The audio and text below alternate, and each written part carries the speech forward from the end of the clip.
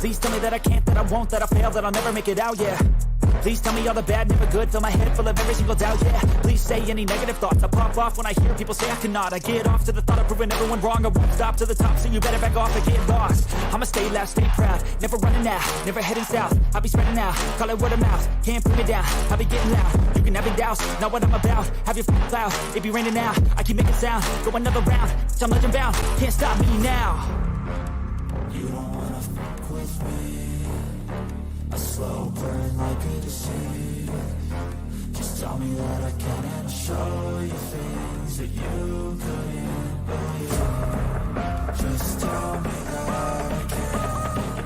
Just tell me that I can. Just tell me that I can. Just tell me that I can.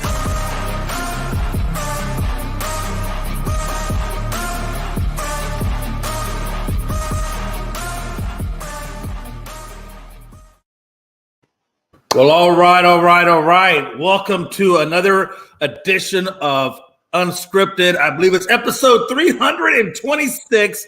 And you got your boy, Jay McLovin, and my boy, Logan Landers, bringing it to you. Logan, how you feeling, brother? Hey, man, I'm doing good. You know, March Madness, we're getting down to the final few teams. Spring training's wrapping up, I think, tomorrow for pretty much every team. You know, and the NBA season, we got about, I think, less than 10 games left. So we have a lot going on. We're getting into the postseason push, same with hockey. And then, of course, we got WrestleMania this upcoming weekend. So it is a very, very busy week for us, man.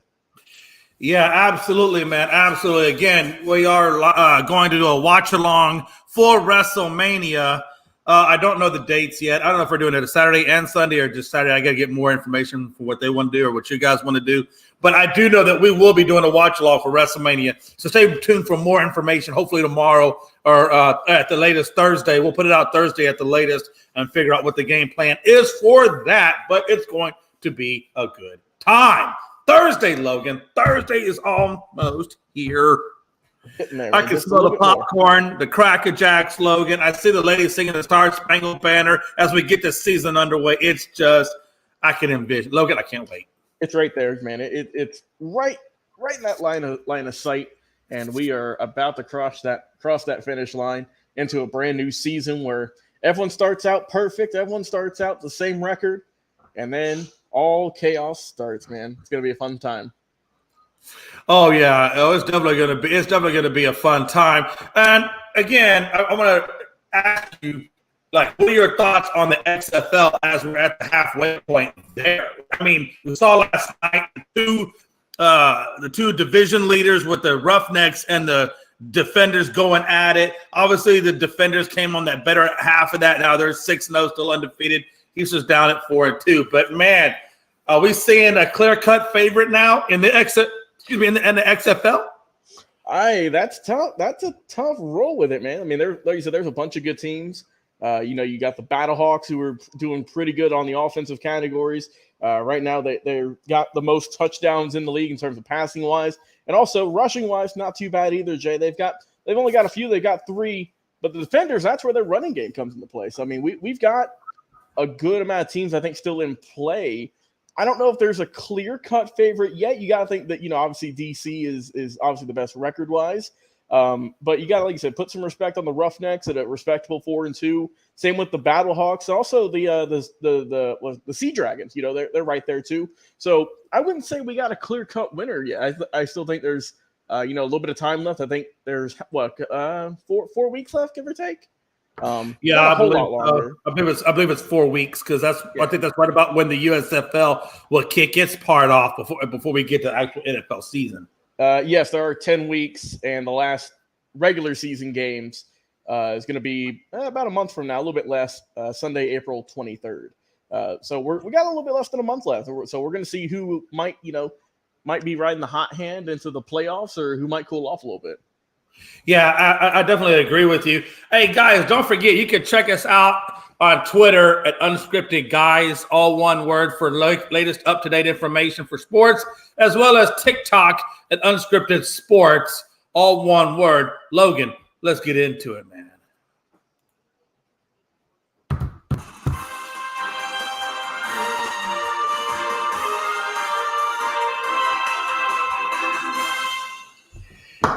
So, as we were speaking of baseball, Logan, I don't know if you saw this, if you read about this, but Mattress Mac, he's at it again, bro. He's at it again.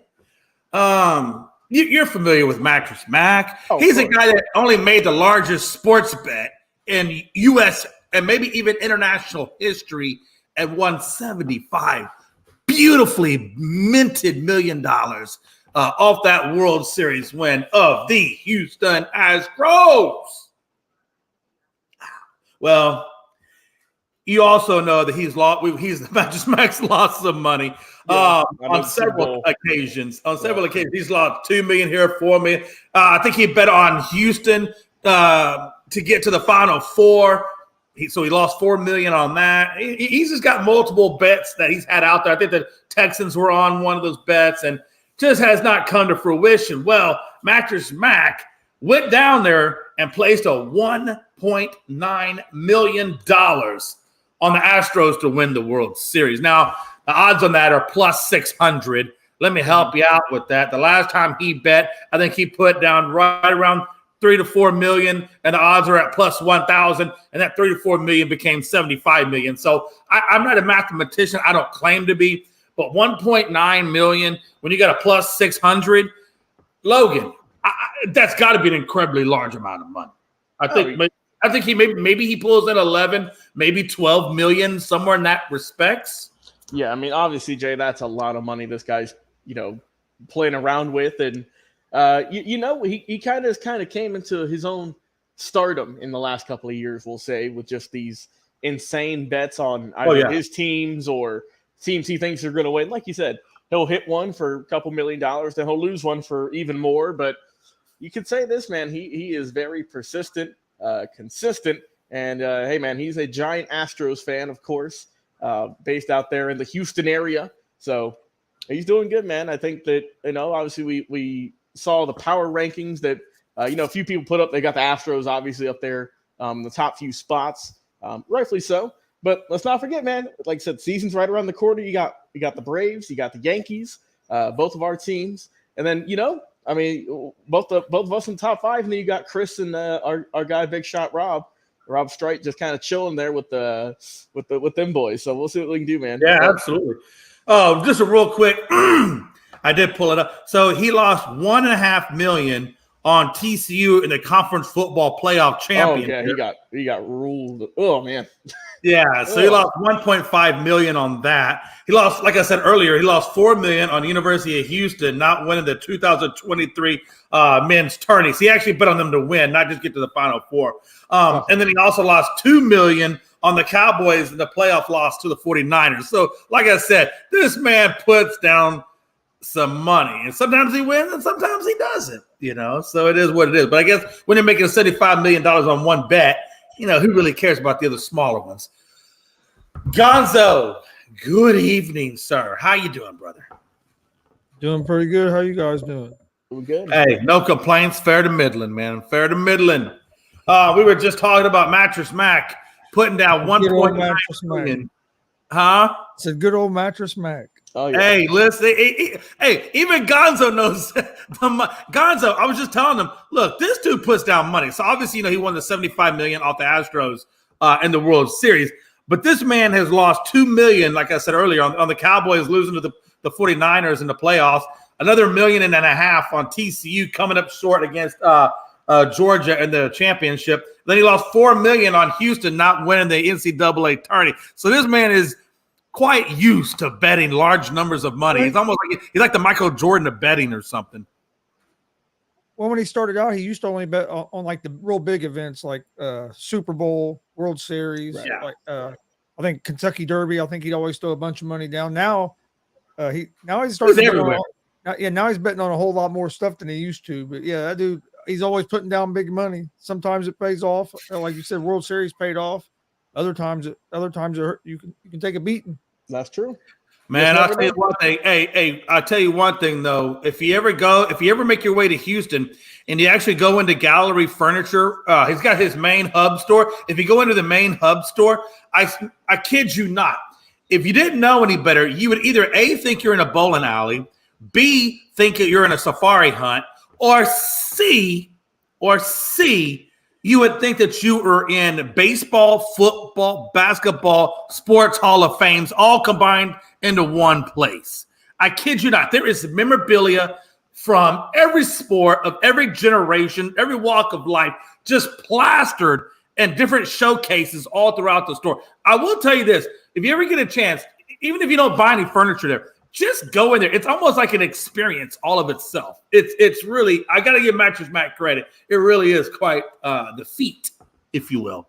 And God forbid, I know he's got to have massive insurance, because if that place ever burns down and all that memorabilia goes with it, that's lots of dollars. Yes, Anywho, yes, it would. Hey, I'd probably cry if I saw that. We cry for him. Man, all that history that would get burnt up. Oh, Lord, sweet Jesus. Doing one thing.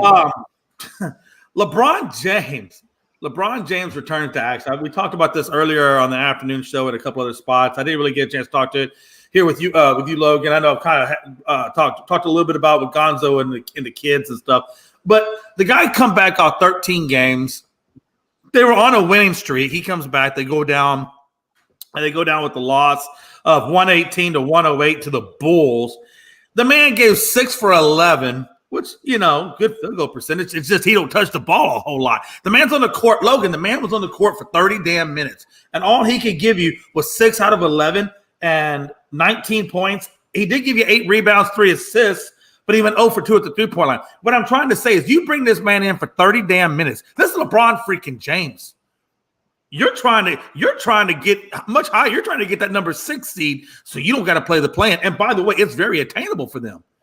And then you come out and lay a goose egg of a game like that when you're LeBron freaking James. And then you have AD giving you 18, but it was a slow 18. I mean, the team just – they need more from Bron. If they're going to do anything, they need more from LeBron. I don't know how you guys feel about it. Gonzo, we'll start with you, and then Logan, wrap it up. What do you think, Gonzo? I mean, if they're going to do anything in the playoffs, yes, they're going to need more from LeBron. But being his first game back after missing, 3 weeks? Right. I wasn't expecting a whole lot out of him. I mean, it's his first game back.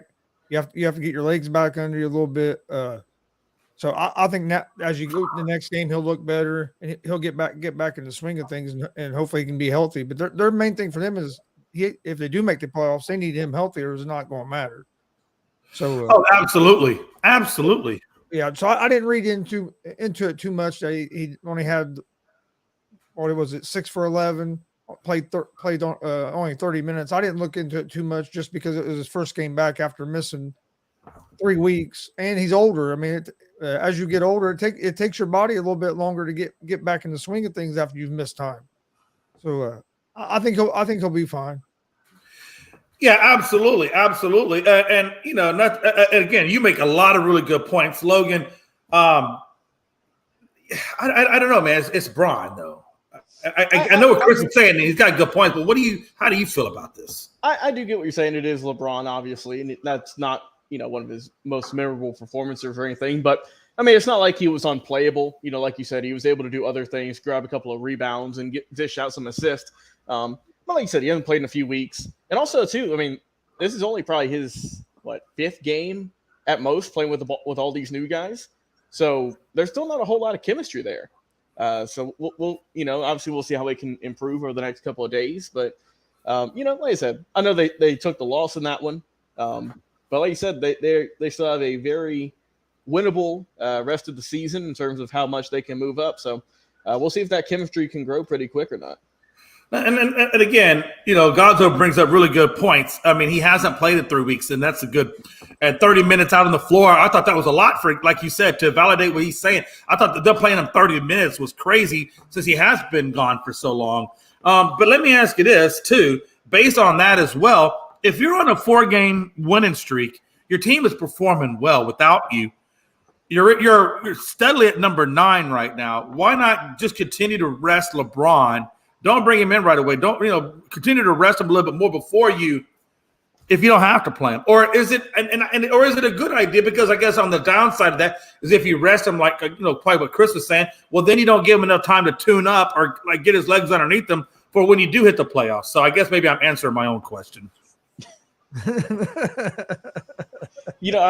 would say the same thing too. Because isn't Zion supposed to be maybe coming back for the year. Is that still out there? I don't know. He's still out at least another week and a half. Yeah, so I mean, if the Pelicans are in contention, for to move up a little bit, then I'd say bring him back. But if not, then obviously they're not going to play him. But for LeBron, since they are going to be a playoff team, just have to see where.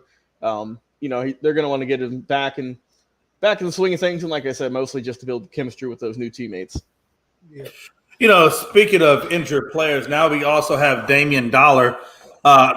He's been battling calf issues for a good minute now, but he's still giving you 32 points and 7 rebounds a night. 7 assists a night. So right now, if you look at the standings, Portland is still in it. They have not been mathematically eliminated by any means. They're still in it. They're like 5 games, though. That's the downside. They are 5 games out or behind the 10th place OKC, who is tied with Dallas at 37 and 38, 37, 39. So actually, OKC's a half a game ahead. But Portland is a good solid 5 games back of OKC. You got 8 games remaining. If I got to be honest with you, mathematically they're not eliminated, but the odds to them getting into the play-in and catching up with OKC or what have you, I think are so small that I probably would rest Dame at this point and get ready for next year. But what do you think about that, guys? Gonzo, do we rest Dame? I know we talked about this earlier, but I hadn't talked with him yet or not. I think the Portland's making the right decision here. You're out. You're basically. I know they're not mathematically eliminated, but they're eliminated. I mean, right. They have to basically win almost all 8 games and hope everybody else loses about 5 or 6 of their last 8. So I mean, they're pretty much out of it. So why risk a further injury that could be more serious if you're already having issues? I don't see the problem with resting them and getting ready for next year, because this season's basically over. And the only thing that could really happen out of him playing these last 8 games is him getting hurt worse, trying to be out there. So I think it's a smart move to go ahead and shut him down for the season. Yeah, absolutely. Logan, are you pretty much on that same bandwagon? Yeah, I'm the same way. I mean, Portland, they're not going to make much, with him not there in the postseason, I don't think, if they do make it. And, like I said, obviously the season's kind of another wash for them. Sucks that, Lillard did get hurt, because, I mean, I feel like if he was healthy the rest of the way, then they would have had a better shot in the playoffs. But, I think they'll want him to sit, but knowing him, he will not want to sit. So we'll see if he ends up, taking the few days off or not. But, yeah, I think, if I was the coach or the GM, I'd just say, look, we're not doing much, Dame. Just sit down, relax. We'll try it again next year. Yeah, absolutely. Kind of keeping things in the basketball mindset. You got Hawks Trae Young, who was tossed for firing the ball at an official. 143-130 win over the Pacers. So they did get the win. But at one point, apparently, there was a foul that was, I guess, Young was called for a foul that led to a game-tying 3 at one point from Halliburton, and that resulted in a turnover by Atlanta. And apparently, I guess when the timeout came, he bounced the ball once, take 2 hands, and just heaved it like he's bringing a last-second shot in, and the referee called it, but then called him on a technical, obviously for throwing the ball at an official. To end his night at 14 points and 5 assists. But is this, Logan, this is your squad. Is this anything to be concerned about or worried about with Trae Young and things like that? I wouldn't say, worried about Trae Young, as more so as I would say just kind of a testament to how the season's been. I mean, the Hawks have been 500 for pretty much the entire season. Right. They'll win 3 games, then they'll lose 4. They'll lose 4 games, then they'll win 5. And, I mean, it's just back and forth with them in terms of getting at 500, getting under it, getting to it, getting above it. And I think that it's just, like I said, obviously another tough loss a couple nights ago. And just, I think it's just how the seasons went for them. It's just kind of catching up to it. Right. for him personally. But I mean, I don't think it's nothing crazy. You know, he's not out here shoving the ref or punching. I mean, just a foul that a lot of guys get. Yeah, absolutely. I mean, and I kind of I'm there with you, but I don't know. Hopefully, that's just a once and done thing for Young. I know he's a young kid. He's gonna make some mistakes. Not a bit. I don't really think it's certainly not a John Morant type thing. So I don't really look at it being blown any further than this. But Chris, what's your thoughts on that, man? Yeah, I don't look into it much. I mean, we've seen players get texts before. I haven't seen the video of it or anything like that. I've seen, which is weird to me because I've seen the baseball player that got thrown out yesterday, Remuto. I've seen that video about. Oh my God, that was brutal. 3,000 times, and that was just terrible. Jay, I haven't seen that right, Jay? At all. Jay, did you see that one? I didn't see it, but I heard about it. Dude, he put the glove back there, waiting on the umpire to put the ball in it. He brought the glove back, and the umpire dropped the ball, and the umpire said, "You're out of here." It was terrible. It was that might be one of the weakest ejections I've ever seen. Yeah, I don't even know why that would even be an ejectionable offense. It isn't. That wasn't. Sounds like somebody had a bad day and was just out to whatever. Get on someone. Yeah, he just probably ruined his chance of ever umpiring in Major League Baseball again. Oh my God, yeah. At least for behind home plate, he might be stuck at first base his whole career. Hey, since we're talking baseball and umps and crazy things, did you guys see? Oh God, what's that guy's? I know it's gonna miss his last name. Romo. Sergio Romo. Yeah. Yeah. Did you see when they brought him out for his farewell outing or whatever you want to call it? He came out to the mound. He got ready to throw the ball, and then they gave him a walk because they said he took too long. I was like, come on. All right, yeah. Let it go. For crying out loud, let it go. It's the guy's farewell bid. Why are you going to – what the hell are they doing, man? But I thought that was interesting. And then there was another one. There was another incident that involved Nestor Cortez with the Yankees. Did y'all hear about this one? I didn't hear about the Nestor – wait, well – I vaguely heard about the Nestor Cortez one. Give me a reminder about that one. So they got pissed off because he threw the ball and they called it a quick pitch. And I guess if you do a quick pitch, that's considered a ball because you and the pitch or you and the hitter, y'all didn't lock eyes with each other. I guess that's a thing now. So you got to lock eyes with the batter before you can throw the pitch. And so Nestor's like, oh, okay. All right. Well, I got you. So he goes back to the mound and uses every damn second he could. He goes into his windup. He almost goes to the part of the windup where it's going to be a delivery, but then he pulls it back in, but he stays on one leg because if he puts the other leg down, that's a balk. So he keeps his legs dangling while he looks back at the pitch clock, and then he throws the ball and the dude gets a strike. It's almost like, okay, if you're gonna get me on a quick pitch, I'll give you a long pitch. And it was kind of funny. If you saw it, it was pretty damn funny. Yeah, man, I don't know. I hope we don't get what we got with the MLB umpires like we have been with the NBA refs this year. I mean, my God, that's like a weekly occurrence. But we do know that there are some characters in umpires for baseball. The Angel Hernandez is one that everyone knows and pretty much hates.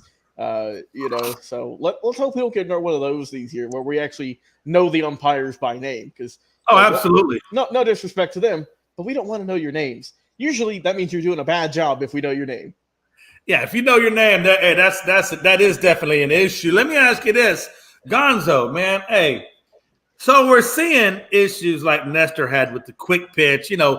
There's a lot of ticky-tack stuff going on with this pitch clock to the point where Major League Baseball sent down a memo with some new corrective changes to the way they're going to operate the pitch clock. I don't know about you, Gonzo, but for some reason, I have a feeling the first month of this MLB season is going to be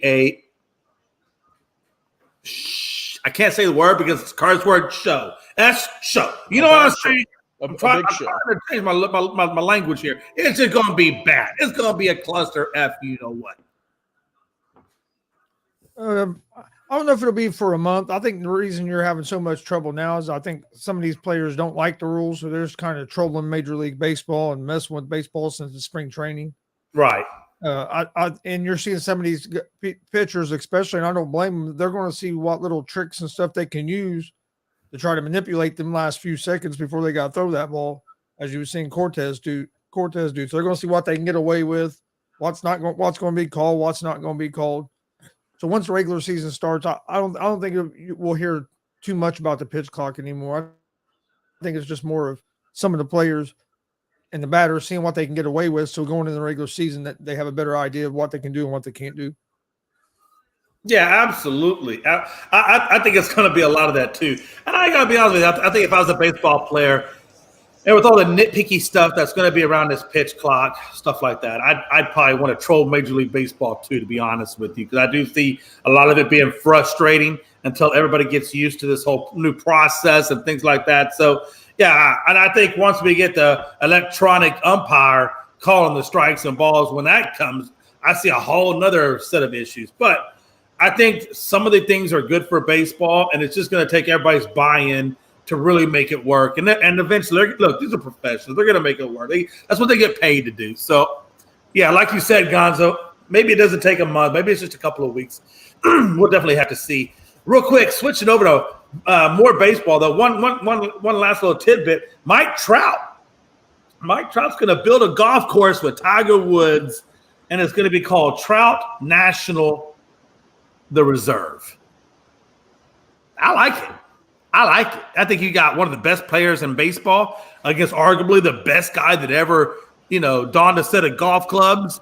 And I can only imagine, the club is going to be in South Jersey, I think about 40 miles north of Philadelphia. I think it's going to, especially if it's right there on the water, I think you're going to see a lot of, if it's Tiger Woods, designed, I mean, I can only imagine it's going to be a beautiful course. Gonzo? Yeah, this is actually the first time I'm hearing about that. But that's pretty cool. And because if being Tiger designed, once they get it all up and going, PGA and they'll start playing there, and he'll get some of them big tournaments and stuff there as well. So it'll be good for the New Jersey area in that aspect as well. But it'll be awesome. Yeah, absolutely. It'll be awesome. What kind of course Tiger Woods comes up with? That'd be interesting. Yeah, I definitely think so too. And I don't exactly know how many golf courses Tiger has personally designed. I know the name of his company is TGR Design, and they're the ones collaborated with him as doing it. So, Logan, the thing's incredible, man. It's going to be 18 holes, obviously. I have a practice range, a mid range to practice your short game on. Apparently, it's going to open in 2025. So it's not even far along. It should be pretty quick. But the thing is going to have a clubhouse. It's going to have lodging, hotel rooms, and it's going to have a wedding chapel. Oh, wow. Yeah, I can't wait to see the renders of this whenever they drop in a little while. But like I said, 2025, that's not too far away. So we'll see what that comes up with. But yeah, I was not expecting this collaboration between these two guys, but I'm all for it though. We can see our golf course in South Jersey, and hey, look at Mike Trout getting out there. We always say baseball players need to do more to get their names out there, and this is certainly the way to do it. And there is a small collection of celebrity owned golf courses. Obviously, Michael Jordan has a course. Justin Timberlake has a course down in Texas. Clint Eastwood, has a course down in Florida. And now, obviously, Trout will be joining them in New Jersey. So, I think it's going to be awesome just to see how what kind of course one of the best players to ever play the game, like why he designs. I hope it's something good, Chris, and not something plain. I need some pizzazz. Well, Jack Nicklaus has been designing courses for a long period of time. The course out there in Wisconsin is called Whistling Straits. I'm telling you, Logan, if you ever saw this golf course, it's so beautiful, man. It's so because it combines Scottish golf courses with American golf courses. So, for example, they have what they call the rough, and then they have what they call the straights. So the first 9 holes of it, or I should say all 18 holes of it, basically is rolling hills, tall grasses, and then it goes right along the shoreline. So you got all that water, and there's actually even a cliff that's out there on that golf course. And I'm telling you, man, that Rolling Hills golf course, Logan, I wouldn't want to play it, but man, is it beautiful to look at. I mean, it's a beautiful freaking Logan. They don't even use lawnmowers. You know what they use? I kid you not. You cannot make this up. Well, they got clippers? Goats. No. Goats. They use goats. Goats is the only form of manicuring out there. Yeah. I'm looking at some photos of it, man. My God, that is a beautiful, beautiful course. Oh, I'm telling you. And the story is Herb Kohler, the owner of Whistling Straits, went over to Scotland, went to Scotland, brought in a caretaker of goats that does the golf courses in Scotland, brought him personally over, got a field of goats, put the goats out there, had the trainer out there. Well, the trainer had a German Shepherd, and one day, I told you there's a cliff at the golf course. The German Shepherd is I think he was trying to round up a goat. He actually chased the goat off the cliff. Obviously, the goat died at the bottom of the lake. But then Herb Kohler comes in and fires that caretaker and sends him back to Scotland. True story. Can't make it up. Well, Jay, there we go. Hey, well, who knew we had this trivia about Whistling Straits out there in Wisconsin? Yeah, Wisconsin. It is. It's just a little bit north of Sheboygan, about 20 minutes north of Sheboygan. So it's about the midpoint of Wisconsin. Yeah. They put like a crocodile pit or some rings of fire. I was about to say, give me something. A crocodile pit. Now that would take it next level. Yeah. That's what Tigers should do. Take it next level. Let's see something we haven't seen before.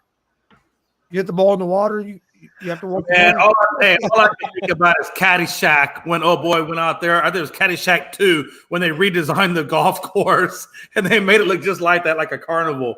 And it was if you want to talk about, go watch Caddyshack 2. That's exactly what Gonzo was talking about. I promise you.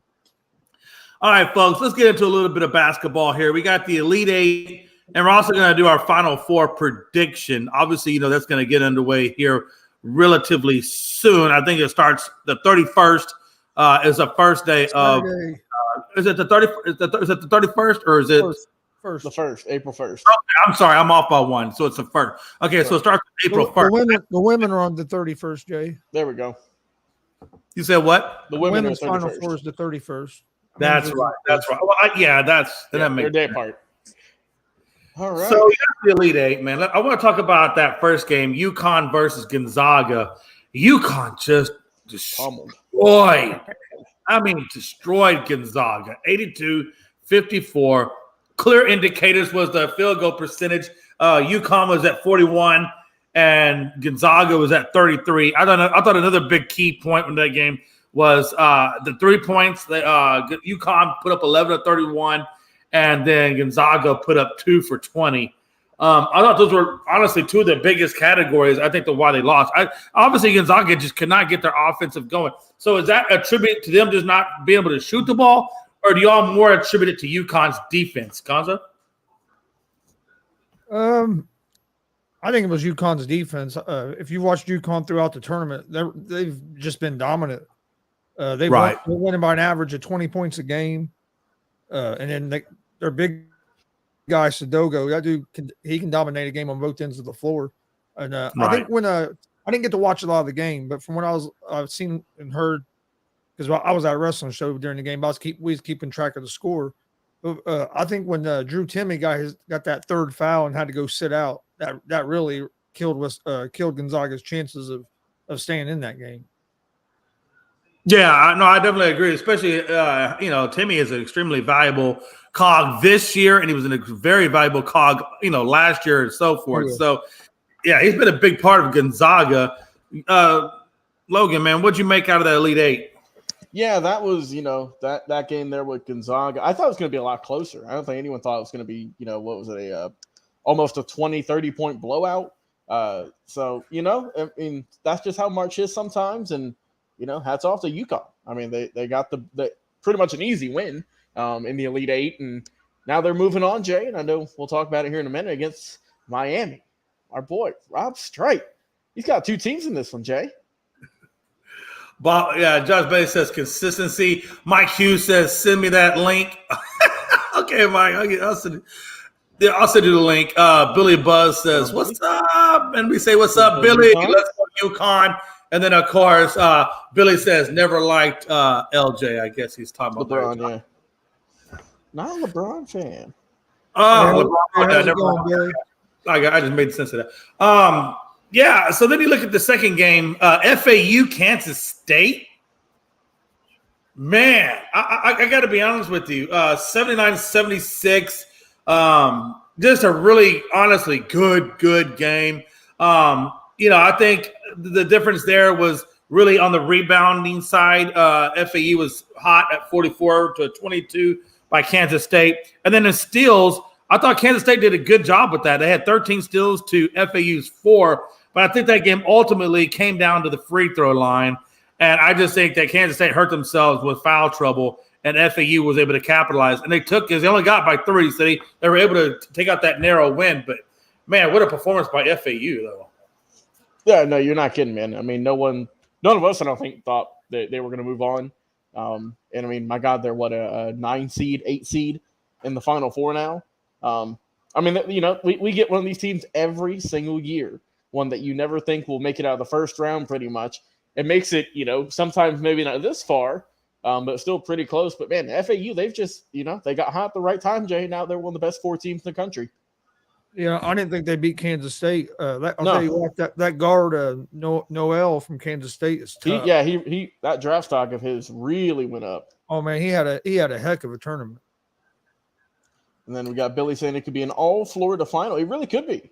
Oh, yeah, we were talking about that being an all-Florida final. We'll get more into that here in a sec when we go into our predictions. And then we kind of move into the third game, which was Miami at number 5 versus Texas, number 2, 88-81. Really, it was more a one-possession win. If you watch that game, the end of it, it was just a bunch of Texas trying to – hit threes or do what they could, to get back into it. They were, committing fouls because the clock was winding down. But honestly, that game was over with. But it was a lot closer game than 88-81. I'll tell you that. Miami, though, tip my hat to Miami, man. They went through Houston, the number 1 seed, in the 16, and then they go through Texas, the number 2 team, in the Elite 8. And if you look at it, man, the biggest thing to me was that second half. They went into the locker room 51-37 in favor of Texas, and they end the game, and they end the second quarter. It was 51-36. I don't know what Miami did in that locker room, but whatever it is that coach told them, it seemed to work because at the end of the day, they shot 59%, and Texas didn't give it to them. Texas was right there with them shooting 50. So, I mean, both teams were really doing what they had to do. If you want to break it down, further, assists, they had 11, Miami did, and Houston had 20. But when you look at the fouls, which is a big thing, Texas had 23. And they had 14. But that 23 was really an inflated number, just to them having to foul in between possessions. But Gonzo, what was your thoughts? I didn't get to watch this game. I was listening to it listening to the end of it on the radio. Right. Well, actually, the second half on the radio on my way home. It sounded like it was a real good game, and it seemed what it ended up coming down to was some a couple late turnovers there by Texas. Really kind of helped Miami pull out that win. But I told you after I watched Miami whoop up on my Hoosiers there in the second round. I thought Miami could make it to the Final Four. I thought I did. I said they were going. I even have my picks from the weekend. I picked them to beat Houston, and I also haven't beaten Texas. They just look so impressive. Now them in Connecticut, I think it's going to be one heck of a game, which we'll talk about that. But from what I heard, I think it's some turnovers there at the end of the game kind of hurt Texas. Yeah, one of the biggest ones was when it was still, like I said, right when it was still a one possession game. They were trading possessions, or I should say they were trading the lead several times. And then when Houston went down that last time, or Texas, I think Houston, when Texas went down that last time, The guy went into the paint. The paint closed down, so he tried to kick the ball out to the shooter. And when he did that, the ball got stolen, and that was it. After that point, because I think they were at that point, the game was down to like a minute. I mean, there's very little time left in the game, and so it just became Houston trying to get a couple of quick threes, whatever they could do. And the fouls just kept tacking on, and they just couldn't stop the fouls in that short amount of time. And ultimately, Miami, came out with that win. Again, both teams, great game. Couldn't ask for better. I want to point out 59% shooting by Miami, 50% by Texas. And the reason why I want to point out that 59% is if you're putting 59%, or if you're shooting 59% against Texas, that's incredible. Honestly, it's incredible. And then you look at FAU in Kansas.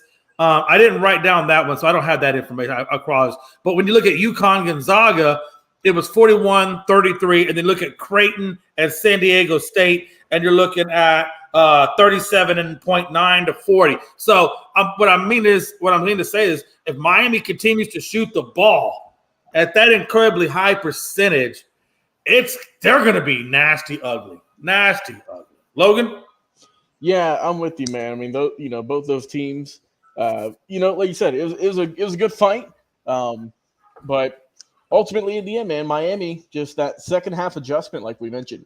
I mean, that was really what did it for them, getting into this spot. And like I said, they're looking good there. Like I said, San Diego State, that was a close one too against Creighton.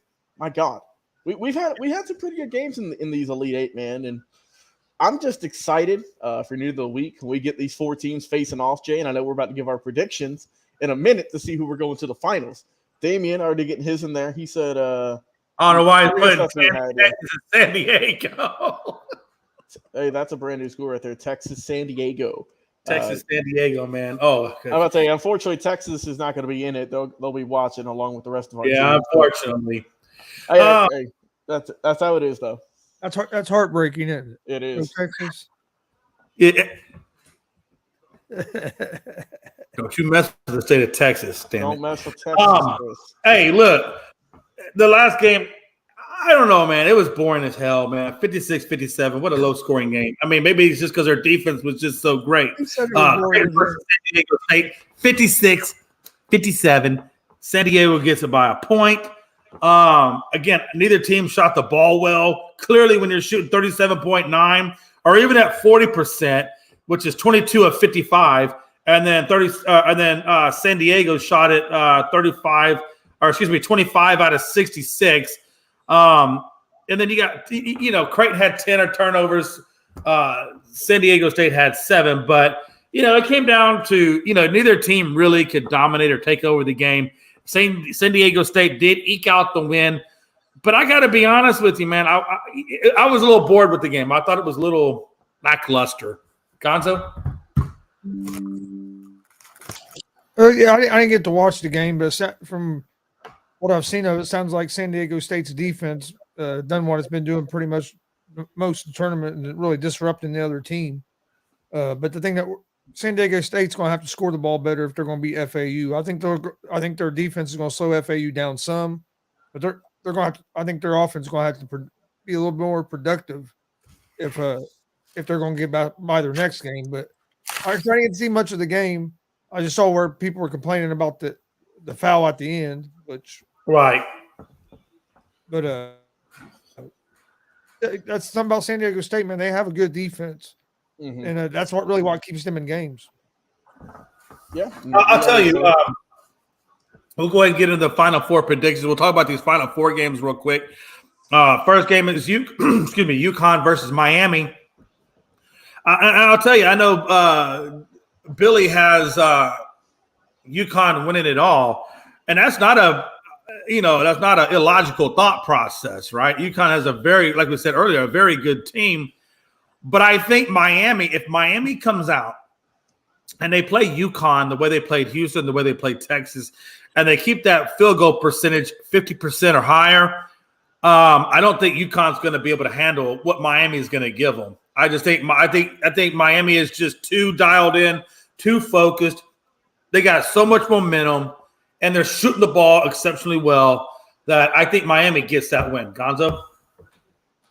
Oh, it's a tough one for me because I've been cheering Miami on throughout the tournament because they did really impress me. But I'm going to say UConn's going to win this game. Just the way they've been playing, and that big man Sudoku is really has been impressive. I think it's going to be a real close game. I can see this game, being a 1 or 2 point game there at the end.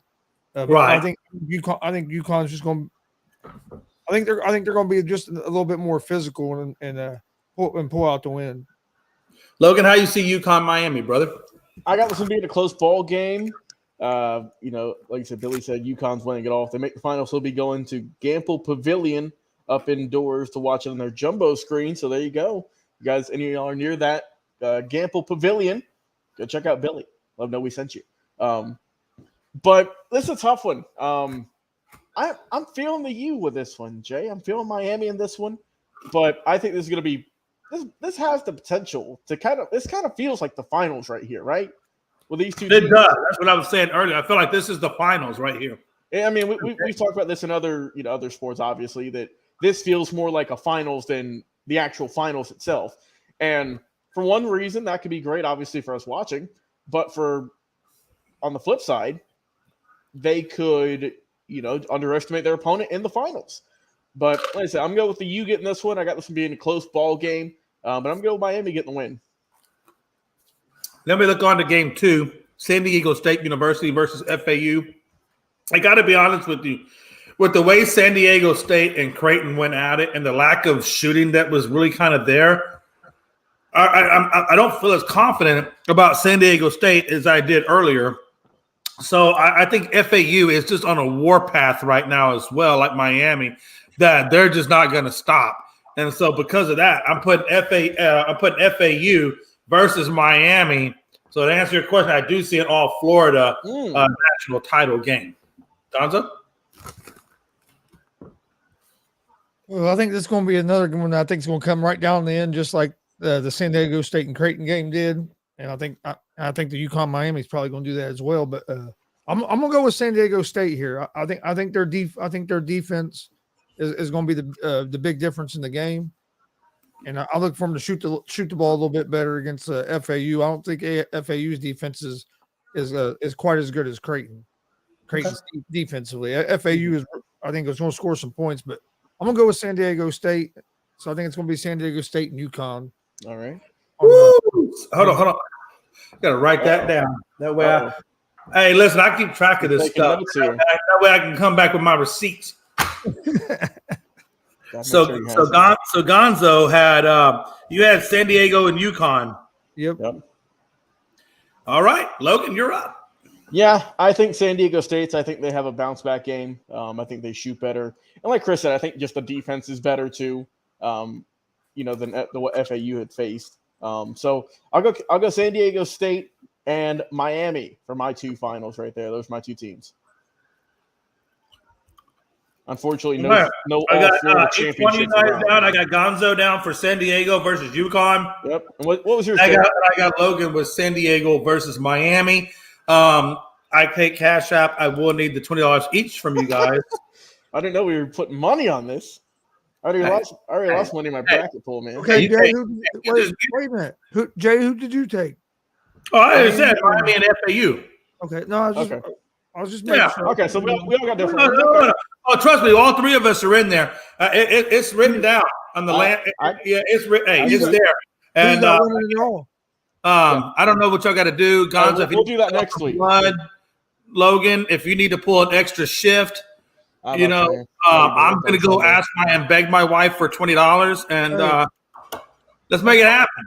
I'll send it to you on Friday when I send in my $10,000 fine.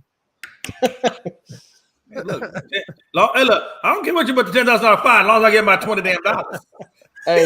Hey, we all know who that cat was, Mr. Frankie.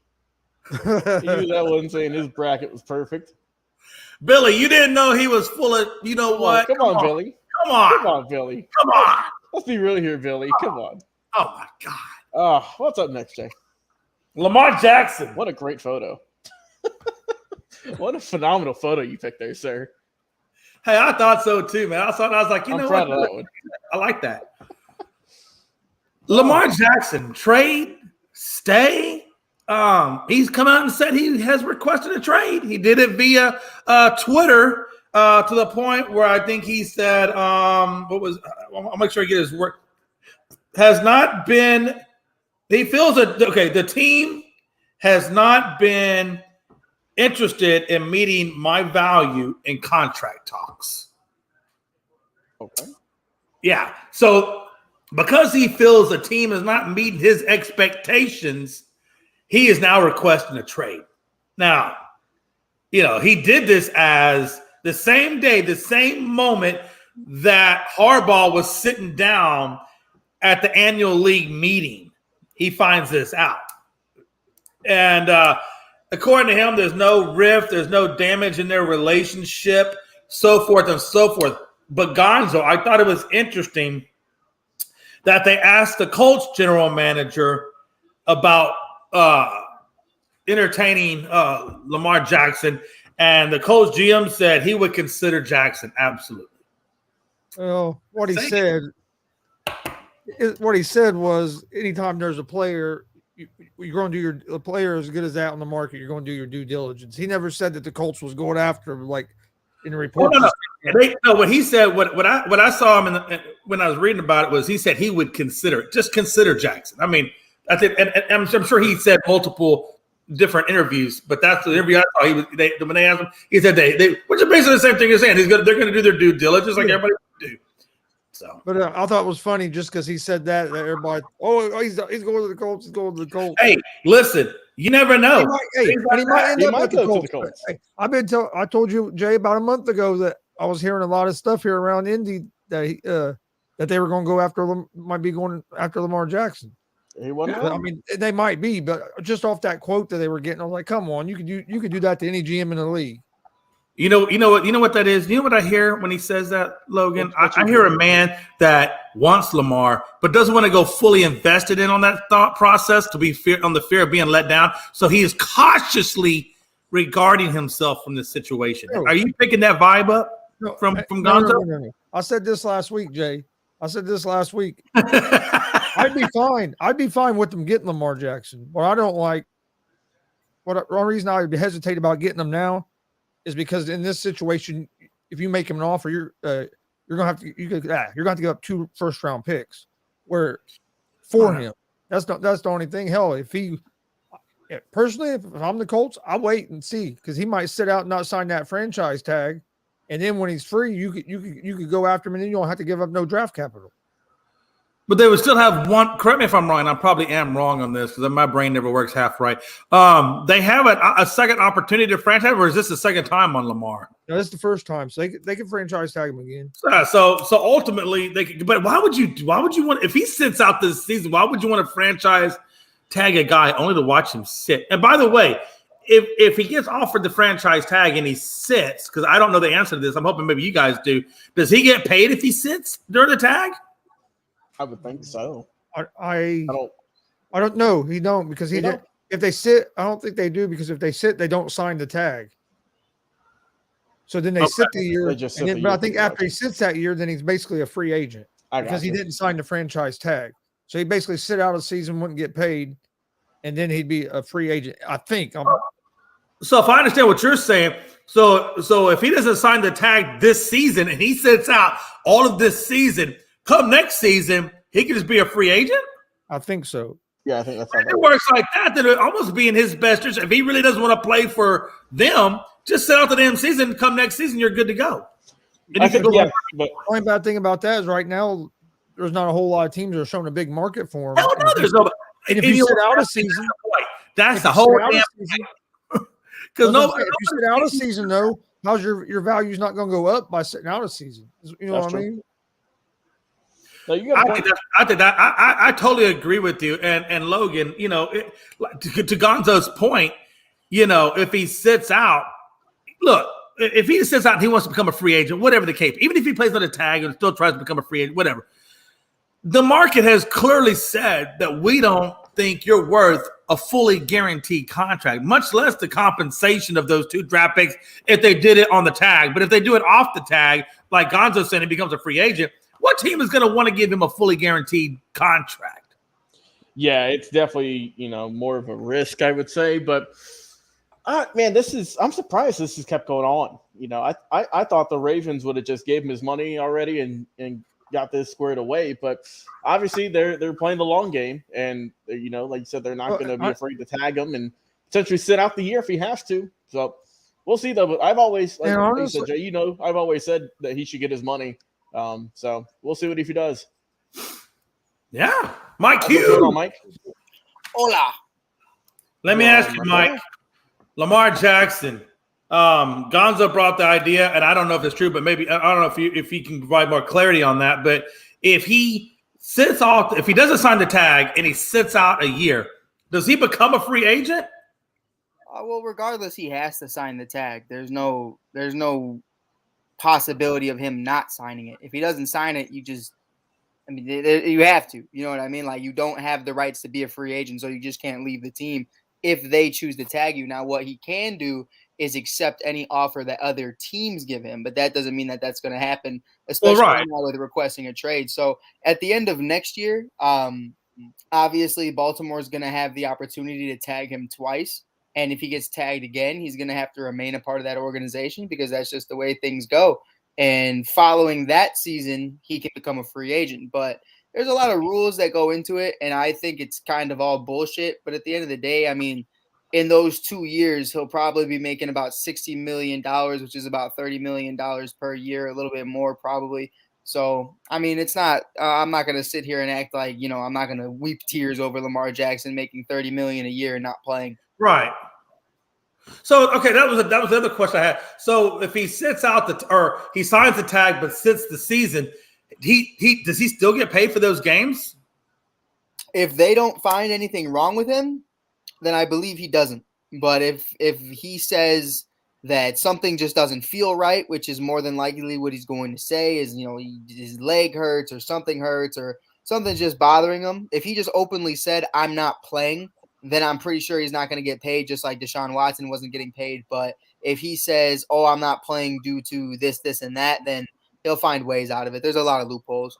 I'm about to say, man, that's the one thing about business. There's always a damn loophole somewhere. I swear. If you got good lawyers, on your side, they can find those damn loopholes. That's for damn sure. Okay, so real quick, that was Lamar. Logan, I didn't mean to skip you. Did I give you an opportunity to speak on Lamar? What you thought about Lamar? Yeah, we're good. Okay. I just want to make sure I didn't skip you, man. Getting into this next topic real quick. NBA teams that are in need of a rebuild. What the fuck is this picture? Holy crap. I take a generic old picture. There's so much wrong with all of this. That photo of Giannis on the Heat and Cat on the oh god, that's insane. Is that Joel Embiid on the Warriors? Yeah, it is. Look, I typed in teams that need a rebuild, and this is what they said. So I guess this is what they feel like might happen. I don't know. Whatever. Actually, Logan, really quick correction. That's what James Wiseman would have been had they not traded him. But hey, that's neither here nor there. Ouch. So, okay, so my teams that I think need a rebuild. I in my opinion, I took Portland Trailblazers. I feel like Dame turns 33 in July. He's not going to want to hear the term rebuild because, well, he's 33.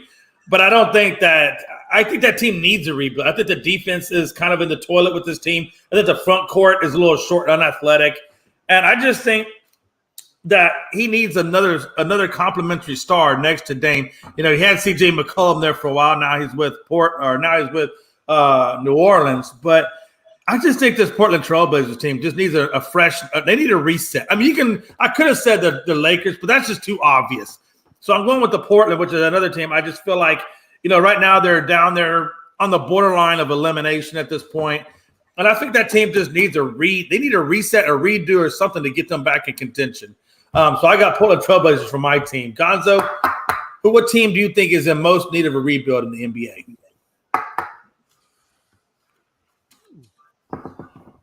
God, the anticipation's killing me. Oh man, I'd probably have to go with Portland as well. I'm trying to think because Detroit. I mean, Detroit has a lot of work to do, but they still got a lot of young players. Where Portland don't have as many of the young guys. I'd probably go with Portland as well. Mike? I mean, for me, I think Toronto's an interesting one. I think Toronto's kind of in this weird window where, they do just enough to kind of be this middle of the pack team, but they really have never been a team that can really acquire free agents. Even the year they won a championship, they traded for Kawhi. So, I think they're one of those teams, and I look at Pascal Siakam. Is that really going to be your guy that wins you a championship? I like Scotty Barnes, but I think they're also in a place right now where, not to say they got to go full-blown rebuild, get rid of Scotty and get rid of a bunch of other guys on that team, but I think you keep your young guys and maybe try to retool some things over there and try to get guys like Pascal and get the most you can for them. Because I think that middle of the pack shit, as a Bulls fan, I mean, it does nothing for you every single year. I'd rather you be shit or rather you be moving in the right direction. So to kind of just plateau in the middle, kind of in that limbo, I think that's kind of worse than anybody else in the league right now. Yeah, Toronto is another good pick. I like that one as well. Logan. This is tough. I got two teams. I got to go with the Atlanta Hawks. I'm sick of seeing it, Jay. I just got to blow something up, man. I mean, They've been 500 the whole season. It's not working this year. Also, I'm going to throw the Dallas Mavericks in there because they're not even a playoff team at the moment. I mean, you got Luka and Kyrie, who you've had for, since pretty much the All-Star break, we'll say. And they haven't really done much. I mean, I know that, you guys have been hurt and everything, but they're not even in the play-in spot right now, which is insane. And, I mean, they were, the 4 seed last year, I think, in the West? Yeah. They were pretty high, and now they're clawing for a play-in spot. I know it's very much crowded in the West, but, man, come on. I would expect them to do a lot better this year. Yeah, I think if you blow up Dallas, because, Luka is so young still, I think you got to hold on to him. But then, he is a ball-dominant guy. Right. So Kyrie's just a rental.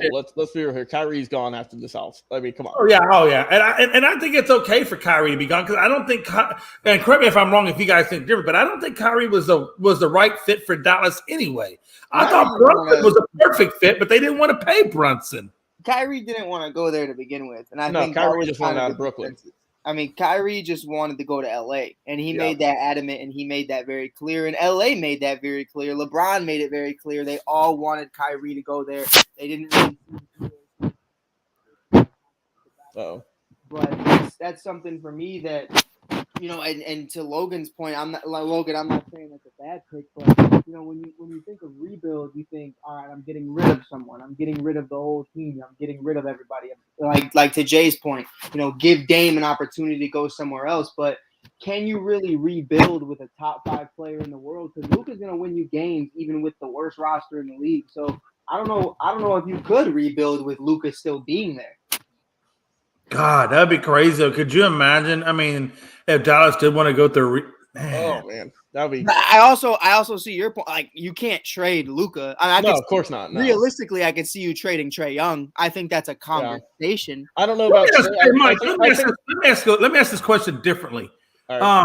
So we're talking about Luka right now. What would have to happen for Luka to be able to be like on a world championship caliber team? Like, how would you build the team around? Would you try to get Luka to be less ball dominant and more, kid friendly, or do you just try to put the right role players around him? I think the Kobe Bryant mentality is everything. A young Kobe just took shots. And I think the difference is with Luka is you don't see the struggle as much, but you see it on the stat sheet. And I think that's something when you look at the end of the day, what the rest of your team is doing is diddly squat. It's the most white guy thing you'll ever hear me say. But that is pretty white. It is. But I think at the end of the day, one thing I will say that Shaq taught him was how to be a team player. And I think that was something that, Kobe started seeing when, all eyes were on him and people were start calling him a bust and people started calling him all these things. And with Luka, the difference is everybody still calls him an MVP. Everybody still says he's the best player in the league. Everybody still says he's the best foreign player to ever do it. And there hasn't been this drawback yet. And I think by them missing the playoffs this year, you're going to start to hear a lot more criticism towards Luka. And hopefully that's kind of just a readjustment for his mindset of like, actually feeding guys who are on his team. But in his defense as well, his team's not really all that, and Kyrie's still averaging 27 points per game. So I think there's a lot that's wrong in Dallas. No, I agree. And I think Dallas's biggest problem is their defense. Mm-hmm. Yeah. or lack thereof. Yeah, but they lack their. Yeah, There is lack no thereof defense. defense. I mean, that's the same with Atlanta too. I mean, both those teams can't play defense. We could probably put up 40 against them apiece. So it's just What a rough, time man. to be alive.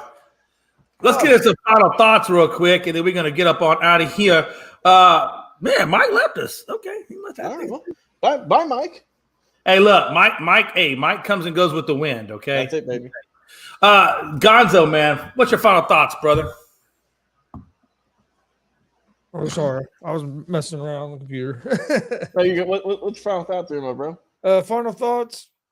Ready for WrestleMania Saturday and Sunday. This big wrestling week. Got wrestling all week. If you want to watch some more wrestling, check out the Indiana Professional Wrestling Hall of Fame that I was live at Friday night. Also Saturday, we were at DCCW 5-year anniversary show. You can check it out. And Sunday we was at Warrior Pro Wrestling 19, another live pro wrestling show. So we got 3 new shows on our YouTube channel, YouTube, Twitter, and Twitch at Gonzo Sports Room. Go check them out. Make sure you join us Thursday night for Unscripted. And I'm ready for WrestleMania, Logan. Oh, hey, man, I'm ready for it, Chris. Few final thoughts here, gentlemen. First off, we got to give our flowers to Caitlin Clark. What a performance she had in the female side of the bracket. The first ever 40-point triple-double in either side, by the way, whether it's men's or women's. The first one ever. 41 points, 10 rebounds, and 12 assists against Louisville. That's in the crazy. First time ever. So shout out to her. Obviously, I think, it looks like she's going to be primed for that number 1 overall pick in the draft coming up. But my God, just insane for that. Also, keeping it basketball, this one we're going to go old school with it, fellas. I saw a headline here. Isaiah Thomas from the Detroit Pistons. He said, Michael Jordan should apologize publicly if he regrets calling me an a-hole, pretty much. Oh, my goodness. Because if you recall with the He last still hasn't let dance, that go yet? no, come on now. This has been going on for 30 years, Chris. You think they're ever going to let it go? Basically, in the last dance, Michael made some comments about him. We know they don't like each other, but Isaiah, let me get this article here, and I can give you an exact quote. He said, "You got on national television and you called me an a-hole, and then you said you hated me." The Hall of Famer said of Jordan, "You said that on national television. Now, if you didn't mean it, get on national television and apologize for it. Now, if you mean it, let it ride as is." And that was from Isaiah Thomas. You know what? I just let it ride as is. You know what? It's showing how soft our world has gotten. Oh yeah. If you need an apology for being called an a-hole, man, you got some serious shit. Hey, there's a comment on Facebook. Someone said, "Bros sound about as soft as a Tempur-Pedic pillow." Oh man, I do love a good soft Tempur-Pedic pillow too. If you're out there, we're happy for sponsors. Man, Tempur-Pedic, give us a call. Give us a call. We'll be nice and we'll rest well with our heads on your comfortable pillows. Hey, not to put everybody on the spot, but there is one thing, that we didn't address at the beginning. I do want to kind of address now. And I just want to, again, emphasize our condolences to the families of the children and the custodian that lost their lives the other day in Tennessee, Nashville, in that school shooting. The gunman was obviously killed. It was a 28-year-old gunman. They said there was issues behind it. I didn't get all the details, but at the end of the day, man, everybody's calling for gun reform, and that's great. You can reform guns all you want. The problem is, it's just like drugs. If I can't get it in this store, oh boy, down the street got a gun I can have. So trust me, that is not what's going to cure it. What's going to cure it? What we were talking about today earlier, where. And I'm sending out a massive appeal to legislators. Let's start getting more funding. And if you got to take it from property taxes, then so be it. But let's get more funding for these schools to hire police officers to come in there and maintain a secure and safe environment. So when I send my kid to 3rd grade to go to school, I don't got to wonder if he's coming home alive or if I got to go to the county morgue and identify him. All I'm saying, can we please stop the damn mass shootings in schools? Legislators, get the money to the schools. Schools, get the police involved. and let's start securing our damn schools up. That's how you're going. That's the only way you're going to defeat this, honestly. But again, my condolences. I'm really, my heart is broken every time I hear a child losing its life needlessly. And this was a school out of church. Yeah, this is, I believe, a private Christian school, if I'm not mistaken. Yeah. I know the gunman who went there. They had went there, when they were a lot younger. Obviously, I think, like you said, Jay said they were 28. So obviously, it's just been a lot. And unfortunately, like I said, we're not a political podcast or show. We don't enjoy bringing these topics up on a regular basis. But man, I'm tired of this, man. We do this way too often. And like I said, it's mostly just heartbreaking for everyone involved. Obviously, the families of the children, of the custodian, of everyone who was involved in that situation is just, once again, awful. And like you said, we're talking about all this stuff way too much. If we need to take away the guns, we need to give more guns. So come on, we just gotta get better, Jay. We all gotta get better. And like I said, we're still, none of us are perfect. We're trying to get that figured out every day so we can stop talking about these and stop this from happening. Absolutely. Well, like I said, it's just another awful situation, and like I said, man, just unfathomable. Yeah, and like, to end off the show, again, Unscripted is not a political show. No. But I do feel it's our duty as podcasters, as platform people, to not necessarily get into the politics side of it, but just more the legislation. Can we please try a different approach? I mean, we need to. A spotlight does need to be put onto this. As many people that can put a spotlight on it as possible, the best. Just so we can make our kids safe. And again, we're not a political show, but we do want to put a spotlight on this so that hopefully legislators will figure this out and provide a safe place for all of our children to go to. You can catch us. Oh, first of all, thank you for Mike Hughes for stopping by and gracing us, man. I appreciate it. Logan Landers, man, love you. Gonzo, as always, man, love you, man. These are our trusted sidekicks. Frankie, he's not here today. He tried to make it, but I'm pretty sure the baby's got him down. But we do thank all of our listeners for vibing. Hey, Jay. Yeah. Jay, real quick, got some breaking news here from Woj. We have the new NBA Hall of Famers have been announced. All right. Oh, do tell. ESPN sources, this is from Woj. Dwayne Wade, Dirk Nowitzki, Pau Gasol, Tony Parker, Becky Hammon, and Greg Popovich are among the finalists who've been elected into the Naismith Basketball Hall of Fame. Formal announcement will come at the Final Four in Houston this weekend. So there we go. That's your Hall of Famers right there. Hey, listen, that's a damn good-ass group of Hall of Famers, too. I got to be honest with you. That's a good. I don't think anybody on this panel would have an issue. No, there better not be any disagreements about any of these people getting in. Come on. Oh, we'll talk about that more on Thursday. We'll talk about that more on Thursday, though. But wanted to bring it up to just on it. Yeah, we'll talk more about it on Thursday. You know how things always go. But I do want to make sure, hey, between now and Thursday or between now and whenever, check us out on Twitter, Unscripted Guys, all one word. TikTok, Unscripted Sports, all one word. And now we have an app, the ASAP Network app, and it's now found on Google Play, Apple iTunes Store, and also at Amazon. And we're also affiliated with BetUS or BetUS, however you want to say it. So those are places you can find our content or where we support at. And also Roku. Yeah. Gonzo, go ahead. You can also find the app on Roku as well. There you go. Yes. Also find the app under Roku as well. So yeah, man, like Gonzo said, tune in with us on Saturday evening. There won't be a 1:00 show on Saturday because we're going to do the watch along. So tune in at Gonzo. I don't know what time. Are we doing it Saturday? Is it Saturday the watch along? Is that what we're doing it? Or Sunday or both? I think the way Frankie was talking, both. Remember, I won't be there because I'll be doing my thing with my family. Because that's right. WrestleMania party. All right, stay tuned. More information to follow on Thursday, and we'll get you all the updates on WrestleMania. Yeah, well, I'll tell you after we get off the air. There we go. Sounds good. But yeah, man, catch us on Thursday, 7 p.m. Eastern, and we will catch you guys later.